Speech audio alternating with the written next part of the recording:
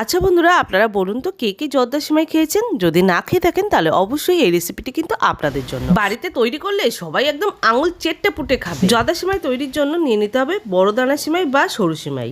সিমাই এখানে আমি 200 গ্রাম সিমাই নিয়ে নিয়েছি। আর কড়াইতে দিয়ে দিলাম 3 টেবিল চামচ ঘি। ঘিটা একটু গরম হয়ে গেলে দিয়ে দিলাম 2টো এলাচ, আর দিয়ে দিলাম কাজু কিশমিশ আর আমন্ড বাদামটা ভেজে নিলাম।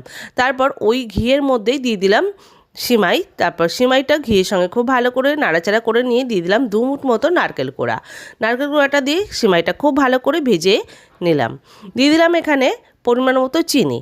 আর চিনিটা খুব ভালো করে সিমাইয়ের সঙ্গে মিশিয়ে নেওয়ার পরে দিয়ে দিলাম 2 কাপ তরল দুধটা দিয়ে খুব ভালো করে মিশিয়ে নিয়ে ঢাকা চাপা দিয়ে গ্যাসের ফ্লেমটা লোতে রেখে সিমাইটা রান্না করে নিচ্ছি। তারপর ঢাকনাটা উঠিয়ে আবারও একটু মিশিয়ে দিলাম।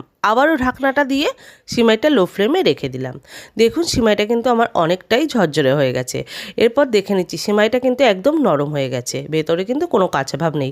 তারপর নামিয়ে নিলাম। তারপর একটা প্লেটে সার্ভ করে নিলাম। তৈরি হয়ে গেল জর্দা সিমাই। অবশ্যই আপনারা ট্রাই করে দেখবেন, খেতে সুপার টেস্টি হবে।